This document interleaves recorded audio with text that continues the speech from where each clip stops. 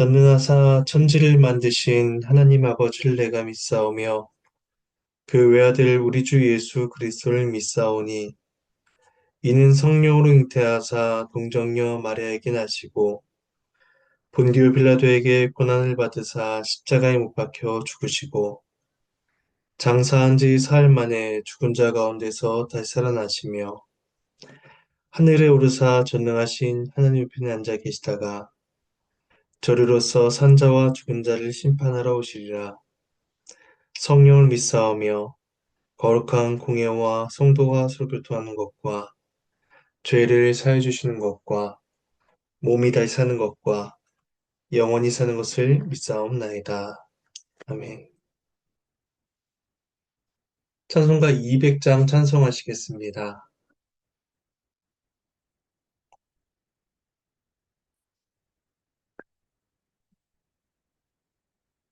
찬송가 200장 1절과 3절을 찬송하시겠습니다. 함께 찬송합니다. 달고 묘한 그 말씀 생명의 말씀을 귀한 그 말씀 진실로 생명의 말씀이 나의 길과 믿음 밝히 보여주니 아름답고 귀한 말씀 생명샘이로다.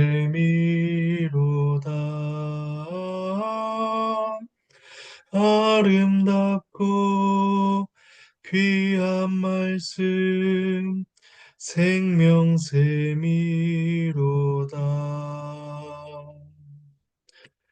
널리 울리어 퍼지는 생명의 말씀을 마음의 용서와 평안을 골고루 주나니 다만 예수 말씀 듣고 복을 받네 아름답고 귀한 말씀 생명샘이로다.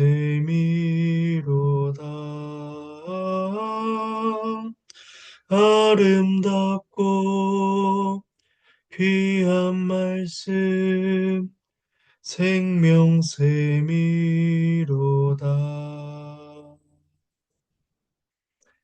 아멘.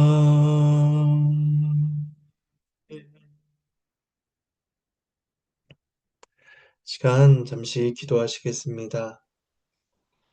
이 시간 시편 말씀을 함께 읽으며 주님의 뜻을 구합니다.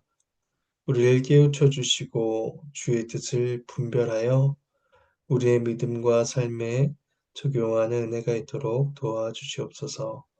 감사를 드리옵고 이 모든 말씀 예수님의 이름으로 기도합니다. 아멘. 이 시간 함께 보실 말씀은 시편 119편입니다. 구약성경 시편 119편 1절에서 16절까지의 말씀입니다. 이 말씀을 나누겠습니다. 시편 119편은 총 176절로 구성이 되어 있는데 8절을 한 연으로 형성하고 있습니다. 그리고 한 연에 속하는 8절의 초성은 모두 해당 연의 알파벳을 취하고 있습니다. 영어로 치자면 첫 연의 모든 초성은 A로 시작을 하고 두 번째 연의 초성은 모두 B로 시작을 하고 또 세 번째 연의 초성은 모두 C로 시작을 하는 것처럼 구성이 되어 있습니다. 그래서 히브리어 알파벳 22개로 작성이 되어서 전체 22개의 연으로 시가 구성되어 있습니다. 그리고 이 각 연들은 하나님의 말씀에 대한 찬양, 사랑, 순종의 고백들로 이제 이루어져 있다라고 볼 수가 있습니다. 시편 119편의 말씀을 통해서 우리의 발의 등이 되시고 길의 빛이 되시는 하나님의 말씀에 대한 분명한 인식과 고백이 우리 삶 가운데 이루어질 수 있기를 소망합니다. 먼저 1절에서 8절은 알렙으로 시작되는 말씀인데 1절에서 4절까지 말씀만 먼저 봉독하도록 하겠습니다. 행위가 온전하여 여호와의 율법을 따라 행한 자들은 복이 있음이요 여호와의 증거들을 지키고 전심으로 여호와를 구한 자는 복이 있도다. 참으로 그들은 불의를 행하지 아니하고 주의 도를 행하는도다. 주께서 명령하사 주의 법도를 잘 지키게 하셨나이다. 하나님의 말씀입니다. 하나님께 감사합니다. 1절과 2절은 시편 전체의 서문인 시편 1편을 떠올리게 합니다. 복 있는 사람이 어떤 사람인가 하는 것입니다. 복 있는 사람은 하나님의 율법을 따라서 행하며 전심으로 여호와를 구하는 사람입니다. 이것은 중생한 자에게서만 나타나는 은혜의 결과들입니다. 그리스도를 믿음으로 죄 사함을 받은 자, 그리스도 안에서 주어진 의의 정가를 받은 자만이 하나님의 율법에 따라 살고자 하는 의지와 변화가 나타나기 때문입니다. 그리고 성도는 율법을 따라 살 때에 실제로 복, 행복을 경험하게 됩니다. 사람은 하나님의 형상대로 지음받은 피조물이기 때문에 하나님의 뜻대로 사는 것이 인간으로서 가장 알맞은 모습입니다. 그래서 1절에서 행위라고 표현된 그 말의 의미는 단순히 행동만을 가리키질 않습니다. 그 사람의 삶의 태도, 인생의 방향, 삶의 여정을 나타내는 포괄적인 용어입니다. 그래서 성도는 전 생애를 통해서 거룩한 삶을 살도록 애써야 하며 그러한 삶을 위해 하나님의 도우심을 구해야만 합니다. 2절에서는 하나님의 율법이 증거라고 표현되고 있습니다. 증거로 지칭되는 까닭은 말씀이 하나님의 사역과 관련된 그분의 뜻을 증거할 뿐만 아니라 예수 그리스도 안에서 그분의 소유가 된 자들에게 베풀어질 그리스도의 은총을 증거하고 있기 때문입니다. 성도는 그 증거들을 반복하여 자주 살펴봄으로써 하나님을 생각해야 하고 또 그분의 뜻을 확인해야 합니다. 그리고 그 행위는 외면적인 것으로만 그치는 것이 아니라 전 인격을 다해서 하나님을 섬기는 것으로 드러나야 됩니다.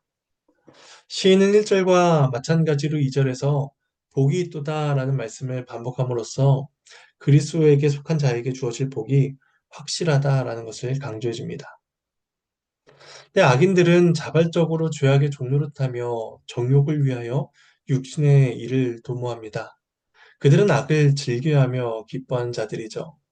하지만 성도는 참으로 불의를 행하지 않습니다. 이 말은 참으로 불의를 행하지 않는다는 말은 결단코 악을 행하지 않는다는 말이 아닙니다.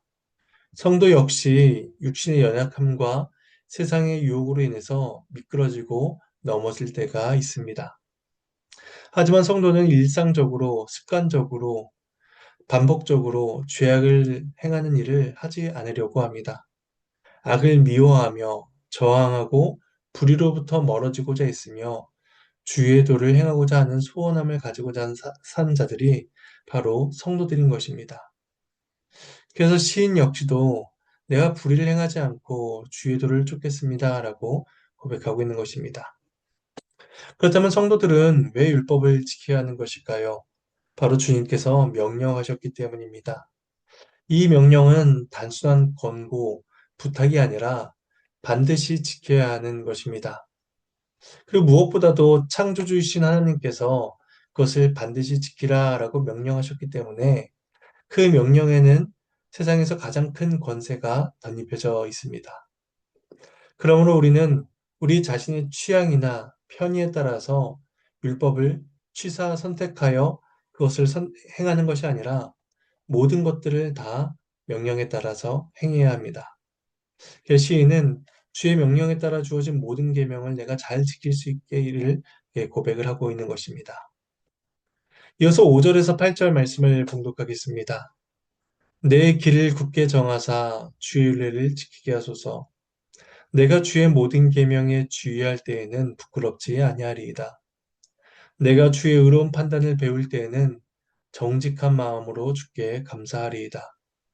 내가 주의 윤례들을 지키오리니 나를 아주 버리지 마옵소서. 하나님의 말씀입니다. 5절부터는 1인칭 화법으로 기도가 이제 이어집니다. 시편 기자는 하나님을 사랑하고 하나님 율법을 행하고자 하는 마음이 있습니다. 하지만 하나님의 명령에 순종하기 위해서는 자신의 의지만이 아니라 하나님의 도우심이 절대적으로 필요하다라는 것을 그는 알고 있습니다. 중생한 사람이라 할지라도 여전히 연약하기 때문입니다. 하지만 우리 연약함이 결코 핑계거리가 되지 못합니다. 우리가 할 수 있건 할 수 없건 간에 하나님의 계명에 순종해야 한다라는 의무는 변함이 없기 때문입니다. 그렇다면 우리가 해야 할 것은 말씀에 순종할 수 있도록 주께서 우리의 심령에 은혜를 주시도록 기도하는 것뿐입니다. 하나님께서 우리의 기도를 들으셔서 그 주의 윤례를 지키는 습관을 확고히 갖추게 하신다면 우리는 그 계명들을 부끄러움 없이 바라볼 수 있도록 그러한 은혜를 누리게 될 것입니다. 우리의 노력과 우리가 열매 맺는 그 성화의 열매들은 분명히 부족하지만 하나님께서 우리의 연약한 수고들을 마치 온전한 순종이라도 한 것처럼 받아들여 주시기 때문에 우리는 그 말씀 앞에 더 이상 부끄러움을, 수치심을 느끼지 않게 되는 것입니다. 7절에서 시인은 하나님의 의로운 말씀을 배울 것을 다짐합니다. 그러한 배움의 과정을 통해서 하나님의 말씀이 자신을 의로 인도할 것이므로 시인은 가식이 아닌 정직한 마음으로 하나님께 감사하게 되는 것입니다. 우리는 종종 동물들을 잘 조련하는 사람들을 보면서 대단하다라는 생각과 함께 그들 향한 찬사를 보내곤 합니다. 왜냐하면 동물을 조련하는 것이 쉬운 일이 아니라는 것을 알기 때문입니다. 그런데 죄로 인해 부패한 인간의 상태가 어떠한가요? 목이 곧고 마음이 완악한 자의 우리들의 심령은 말 못하는 짐승보다도 더 우둔하고 완고하다라는 사실을 보게 됩니다. 이런 죄인들을 하나님께서 가르쳐 주십니다. 하나님의 뜻을 배우게 하시고 주임을 기쁘시게 하는 법을 알게 하십니다. 그렇다면 우리는 하나님의 위대한 그 솜씨에 마땅한 감사를 올려야 하는 것이죠. 1년의 마지막인 8절에서는 시인은 주께서 나를 버리지 마옵소서라고 간구합니다. 그는 자신이 한순간도 하나님을 떠나 살 수 없다는 것을 알기 때문에 하나님과의 복된 교통으로부터 단절되지 않기를 기도합니다. 그런 점에서 이 기도는 단순히 버리지 말아달라라는 그 내용만이 아니라 주님께서 나와 함께 해주셔서 더욱더 힘을 주시고 더욱더 주의 윤례들을 따라 살아가는 기쁨을 누릴 수 있도록 해달라라는 그런 적극적인 의미에서의 기도라고 할 수가 있는 것입니다. 이어지는 9절에서 16절은 두 번째 연으로서 히브리어의 두 번째 알파벳인 베트로 시작을 합니다. 먼저 9절에서 12절까지 말씀을 봉독하겠습니다. 청년이 무엇으로 그 행실 깨끗하게 하리이까? 주의 말씀만 지킬 따름이니이다. 내가 전심으로 주를 찾았사오니 주의 계명에서 떠나지 말게 하소서. 내가 주께 범죄하지 아니하려 하여 주의 말씀을 내 마음에 두었나이다. 찬송을 받으실 주 여호와여 주의 윤례들을 내게 가르치소서. 하나님의 말씀입니다. 두 번째 여는 청년이 무엇으로 그의 행실을 깨끗하게 할 수 있겠습니까? 라는 질문과 그에 대한 시인의 대답으로 시작을 합니다. 젊은 청년은 자신감과 열정으로 가득 차 있습니다. 하지만 그에게는 지식과 경험이 부족합니다. 이러한 청년에게 절대적으로 필요한 것이 바로 하나님의 말씀입니다. 말씀은 그에게 선하고 깨끗한 길이 무엇인지를 가르쳐 줄 것입니다. 그러한 말씀의 가르침이 없다면 청년의 그 주의하는 마음은 병적인 근심으로 전락해버릴 것이고 청년이 아무리 신실한 정성을 가지고 있다라고 할지라도 말씀이 없다면 그 정성은 미신으로 바뀌어버릴 것입니다. 성경이 없이는 깨끗한 행실을 결코 추구할 수가 없습니다. 그래서 이어서 시인은 내가 전심으로 주를 찾았습니다 라고 말을 합니다. 이것은 2절의 표현과 유사한데 2절에서는 하나님을 3인칭으로 호칭하고 있다면 9절에서는 히브리어에서 2인칭으로 호칭함으로써 좀 더 직접적으로 시인 자신의 고백으로 표현을 하고 있습니다.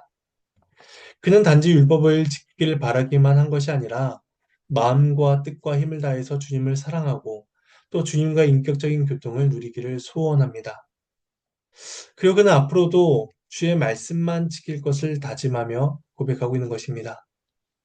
이것은 하나님과의 교제가 다른 것에서 비롯되는 것이 아니라 하나님의 계명을 지키는 것을 통해서 가능하다라는 것을 그가 알고 있기 때문입니다. 그래서 전심으로 주님과 교제하기를 원한다면 우리는 하나님의 말씀을 가까이 해야 합니다. 그 말씀을 떠나지 않아야 하는 것이죠. 그리고 그 말씀이 주시는 그 약속을 견고히 붙들고 그 교훈을 지켜 행해야만 합니다. 그때 하나님께서 주님과 교통하는 그런 인격적인 교통의 은혜를 우리에게 풍성하게 베풀어 주실 것입니다. 하지만 반대로 주의 말씀을 내 마음에 두지 않고 말씀에 관심이 없는 상태로 살아간다면 우리는 죄 가운데 있게 될 것입니다. 주의 말씀만이 우리를 향하신 하나님의 선하신 뜻과 목적을 알려주기 때문에 우리는 그 죄를 막는 최선의 방비책인 그 말씀을 가까이 해야만 합니다. 특별히 시편 기자는 영혼의 좌소라고 할 수 있는 마음에 그 말씀을 두었다라고 말씀합니다. 우리들의 마음은 죄로 인해 부패하고 어둠으로 가득 차 있는데 그 마음 안에 영혼의 좌소 안에 말씀의 빛으로 생명의 빛으로 가득 채우고 있는 것입니다. 그리고 단순히 그 말씀을 기억하고 비치하는 것에서 그치는 것이 아니라 전 인격을 다하여 말씀을 경외하고 그것을 준행하고자 하는 의지를 고백합니다. 이로써 그 시인이 하나님의 말씀을 얼마나 소중히 여기며 또 사랑하고 지키고자 했는지를 우리는 보게 됩니다. 그리고 주의 계명을 가까이 하고 그 말씀을 기초로 살아가겠다라고 고백하는 시인은 12절에서 하나님을 찬양합니다. 말씀에 대한 사모는 하나님을 향한 사모와 하나님을 향한 찬양으로 이어집니다. 그가 말씀을 따라 살고자 하는 것은 하나님을 경외하기 때문이며 하나님만이 높임을 받으시기를 원하시기 때문입니다. 그래서 그는 거듭해서 주의 율례들을 가르쳐 달라라고 간구합니다. 말씀을 계속해서 배우고 그것을 적극적으로 실천할 수 있기를 바라는 것입니다. 말씀만이 우리들의 어리석고 우둔한 마음에 지혜를 주실 것이며 그때 하나님을 향해 온전한 찬양을 올려드리게 될 것입니다. 마지막 13절에서 16절 단락을 봉독하겠습니다. 주의 입의 모든 규례들을 나의 입술로 선포하였으며 내가 모든 재물을 즐거함 같이 주의 증거들의 도를 즐거워하였나이다. 내가 주의 법도들을 작은 소리로 읊조리며 주의 길들에 주의하며 주의 율례들을 즐거워하며 주의 말씀을 잊지 아니하리이다. 하나님의 말씀입니다. 하나님께 감사합니다. 시인에게 하나님의 말씀은 단지 준수의 대상이 아니라 자랑의 대상이기도 합니다. 널리 알리고 선포해야 할 대상이 바로 말씀인 것이죠. 그는 말씀 가운데 하나님의 신비, 하나님을 알아갔고 또 그 말씀을 지킴으로 인해서 하나님의 나라를 살아가는 그 기쁨을 경험합니다. 그러니 이 좋은 말씀을 시인은 선포하고 자랑하지 않을 수가 없었던 것입니다. 그리고 또한 시인은 그 말씀을 즐거워합니다. 특히 모든 재물을 즐거함 같이 주의 도를 즐거워했다라고 하고 있는데 이것은 물질을 말씀과 같은 수준의 즐거움으로 생각해서 하는 말이 아닙니다. 시인에게 있어서 재물은 하나님께 주신 복이며 그 재물을 통해서 하나님을 예배할 수가 있었습니다. 그 재물을 통하여 하나님을 예배하는 기쁨을 누리듯이 주의 교훈을 통해서 주님을 예배하고 섬기는 즐거움을 경험합니다라고 시인이 고백하고 있는 것입니다. 이제 성도에게 요구되는 것은 그 말씀을 읊조리고 주의하며 잊지 않는 것입니다. 작은 소리로 읊조린다는 것은 그 내용을 상기하며 행동으로 몸에 배도록 하는 것을 이야기합니다. 그리고 말씀이 이끄는 대로 주의하며 따라가기를 애쓰고 단 한순간도 주의 말씀을 망각하지 않겠다라고 고백하면서 오늘 말씀이 마쳐지게 됩니다. 우리는 어떻게 하면 하나님이 기뻐하시는 삶을 살 수가 있을까요? 또 어떻게 하면 이 불의한 세상 속에서 주님께서 기뻐하시는 참된 경건을 행하며 살아갈 수가 있을까요? 오늘 말씀은 하나님의 말씀만이 우리를 의의 길로 인도한다 라고 가르쳐 주고 있습니다. 우리는 진실함으로, 감사함으로, 겸손함으로, 하나님을 의지함으로 주의 말씀을 쫓아 살아갈 수 있도록 해야 할 것입니다. 이 은혜가 오늘 저와 여러분 삶 가운데 있기를 소망합니다. 주님께서 가르쳐 주신 기도로 마치겠습니다. 하늘에 계신 우리 아버지여, 이름이 거룩히 여김을 받으시오며, 나라가 임하시오며, 뜻이 하늘에서 이루어진 것 같이 땅에서도 이루어지이다. 오늘 우리에게 일용할 양식을 주시옵고, 우리가 우리에게 죄 지은 자를 사해 준 것 같이 우리 죄를 사해 주시옵고, 우리를 시험에 들게 하지 마시옵고, 다만 악에서 구하시옵소서. 나라와 권세와 영광이 아버지께 영원히 쌓옵나이다. 아멘.